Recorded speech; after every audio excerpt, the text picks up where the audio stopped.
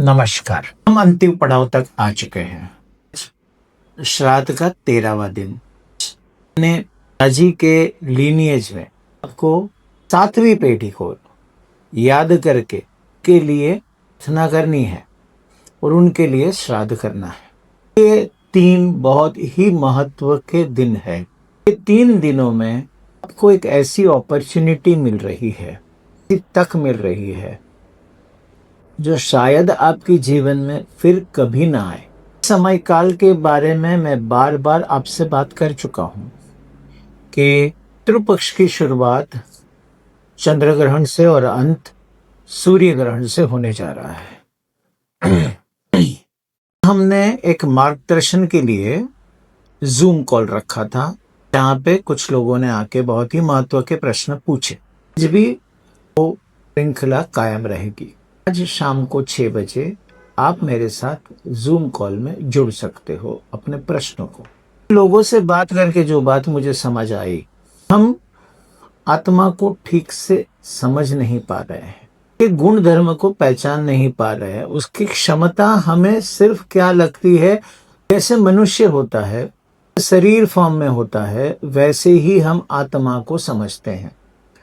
आत्मा की unlimited capacity, limited powers, unlimited flexibility हम नहीं जान पाते हैं, क्योंकि आत्मा को हम 3rd डायमेंशंस में सोचते हैं।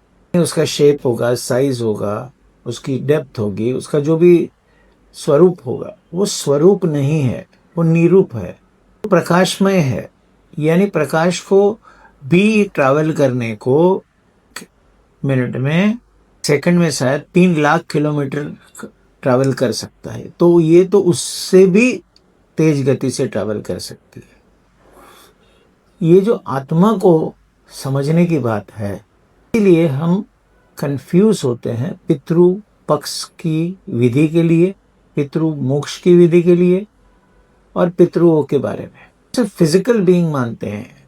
आत्मा जब शरीर छोड़ देती है, बाद में हमारे जो 9 अवगुण है, काम, क्रोध, लोभ, मोह, माया, मत्स्य वगैरह वगैरह वगैरह, ईर्ष्या, द्वेष, इनके बारे में का कोई संबंध नहीं होता।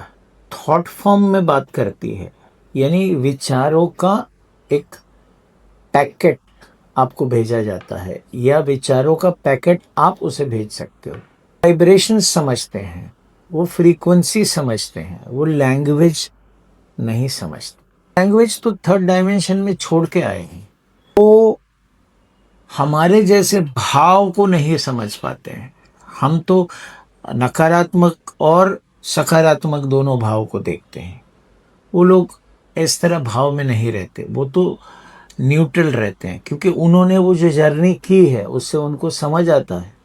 आपकी परिस्थिति इतनी अच्छी तरह से समझ पाते हैं, लेकिन शायद हम उनकी दृष्टि को नहीं समझ पाते। इस बारे में आपको गहराई से समझना है, तो आज मेरे साथ आप जूम सेशन में जुड़िए, ताकि आत्मा को समझने के लिए, कर्म को समझने के लिए, उनके प्रारब्ध कर्म, उनके संचित कर्म, उनके क्रियामान कर्म, उनके कर्मों के पैकेट और रीपैकेटिंग और इनकारनेशन, यानी बार बार जन्म लेना, उनसे उनको मुक्ति दिलाने की कोशिश हम करेंगे। असंभव लगेगा सुनने में, समझने में, लेकिन ये बहुत ही आसानी से हो सकता। श्राद्ध के दरमियान को इग्नोर करके छोड़ दो, को फिर से जन्म लेके आना पड़ेगा। और क्योंकि जब आप सोल लेवल पे अपने आप को समझेंगे, आपको ये बात पूरी तरह से समझ आएगी। धन्यवाद।